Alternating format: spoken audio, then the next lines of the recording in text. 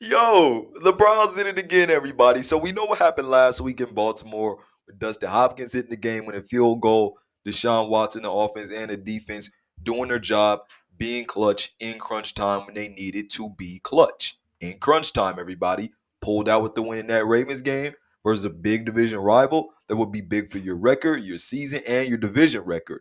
This week, you beat the Pittsburgh Steelers 13-10. You get out of there with a big division win in Cleveland Browns Stadium, everybody.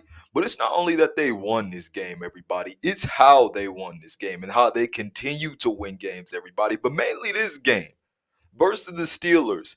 How you won this game. Ladies and gentlemen, the Cleveland Browns walked into Cleveland Browns Stadium at home. Steelers came in and they beat the Steelers at their own game, everybody. We know the Steelers like to be clutch. They're one of the most clutch teams in the NFL. That's how they make their money. That's how they stack up their W's. It's how they have 6 wins this season. They're a clutch team.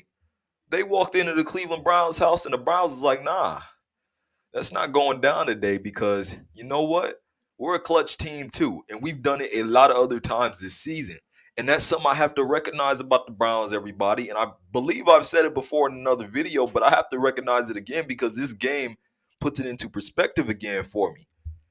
This Browns team is different than any Browns team we have seen in recent Cleveland Browns history because of their clutch gene, everybody. They just possess a different clutch gene than not only themselves in the past, but anybody in the league right now. They just beat one of the clutchest teams in the league in the Pittsburgh Steelers in crunch time. So if that does not tell you that the Cleveland Browns are clutch, I don't know what can, on top of them being clutch versus Baltimore, being clutch versus the 49ers, being clutch versus the Colts. Am I forgetting another game? But this has got to be like the fourth or fifth game where the Browns have pulled out in crunch time, did what they needed to do to get the job done, everybody. And you have to applaud the offense. You have to applaud the defense. It's a collective effort. But man, this Browns team is just different just because they have a different mentality in crunch time than they have previously ever, everybody. Now, there's a key thing I really want to point out about this team, and I think it's really important for how they will have success and have success in certain situations going forward in this season, everybody. I believe that with winning like this again, keep on stacking clutch wins and like doing it how you did versus Pittsburgh in this game today, everybody. Listen, the Browns are not only showing us that they are a clutch team and probably the most clutch team in the NFL, but it's more important that they're showing themselves that. They're showing and proving to themselves that they are a clutch team. And look, we talk about how wins in the NFL can give you momentum and stacking wins at the right time is really good for any NFL team. And look, the Browns are 7-3 right now, have won 5 of the last 6. They're gaining momentum with the games they have won. But let me tell you this, they're also gaining momentum with how they have won these games in crunch time and doing it how the Cleveland Browns have done it. And you could really say that the clutchness this year from the Browns is really the Browns way because they've been doing it the whole year. They've been consistent with it, everybody. But they've been stacking these clutch W's. And when that happens, you show yourselves you can do it. And when you are in that situation again, you know how to lock in. You have the confidence to do it. You have the momentum to do it because you've done it before. And that's what the Browns are doing by not only doing it versus Pittsburgh and this Pittsburgh win and how they won versus Pittsburgh really puts it all into perspective. But it's also how they've continued to do this time and time again this year. And that's truly special for this team because not only with these wins are you giving yourself some pure momentum, but if you get in this situation again, you're also going to be riding off of the wave of the momentum that you had previously.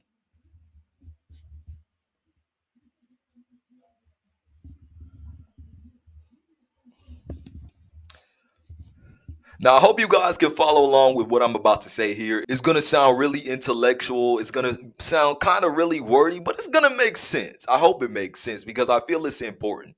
Listen to this. This Cleveland Browns team this year in 2023 knows how to discontinue negative trends that they have followed throughout the game when it is time for positive results. Let me say that again. The 2023 Cleveland Browns know how to discontinue negative trends when it is time for positive results, everybody. Listen, man, in this game, the offense had a rough second half. The defense out of the gate in the second half, Jalen Warren killed them on a long touchdown. Run defense didn't look that great in the second half.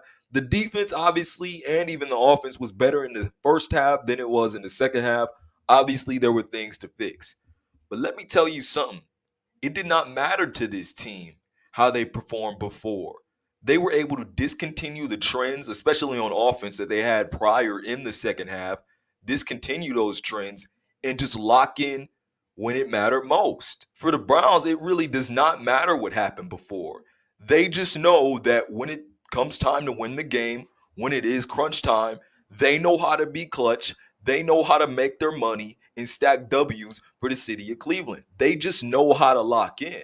They're just clutch like that. And that's what goes into really having a clutch gene, is being able to lock in when it is the correct time to really lock in those crunch time, get your popcorn ready moments. Listen, everybody, in the fourth quarter, we know, and even the third quarter, DTR, he was kind of having a rough one. He didn't want to throw the ball downfield, and I'm going to get to that in another video.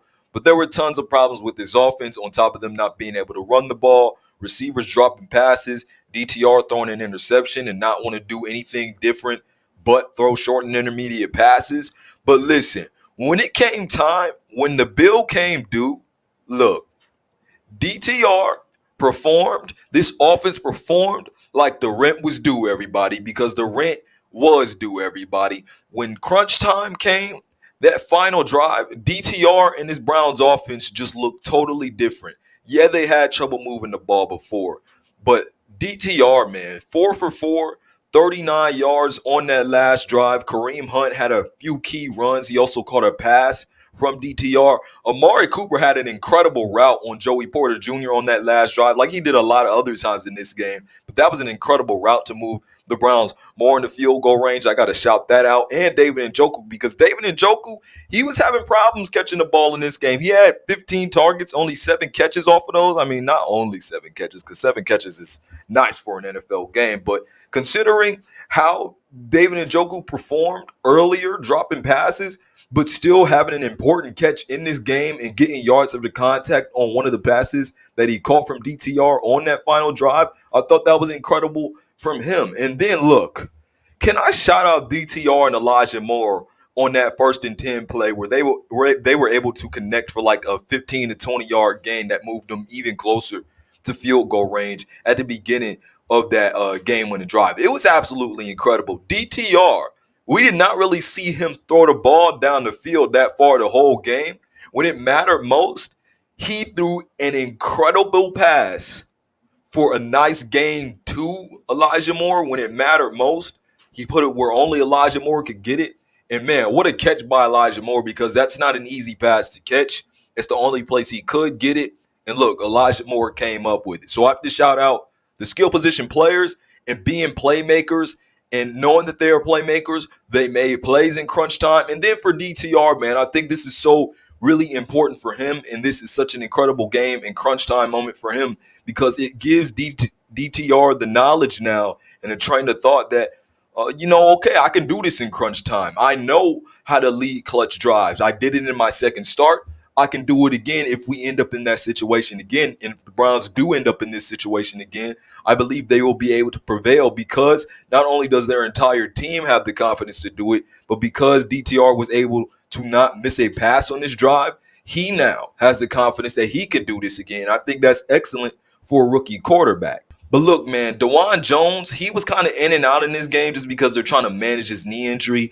I'll talk about in another video how great he was versus TJ Watt in the rest of this game. But on that final drive, he was absolutely incredible. The whole offensive line really was. Also, shout out to Jerome Christian, because he has stepped in and played some really nice football at that tackle position for the Browns, as they really need him with Jedrick Wills' absence. But I not only got to give shout outs to the quarterback and the running backs and the receivers on that final drive, but I also got to give a shout out to the offensive line, and especially DeJuan Jones for holding it down versus TJ Watt, everybody. I also got to shout out the defense too. I have to shout out the defense. The corners played great in the fourth quarter. The whole defense really played great in the fourth quarter. Although they had that big run versus Jalen Warren, there wasn't a lot happening versus them after that. They played great on third down in the fourth quarter, and especially those last two drives, which is really what I want to highlight here.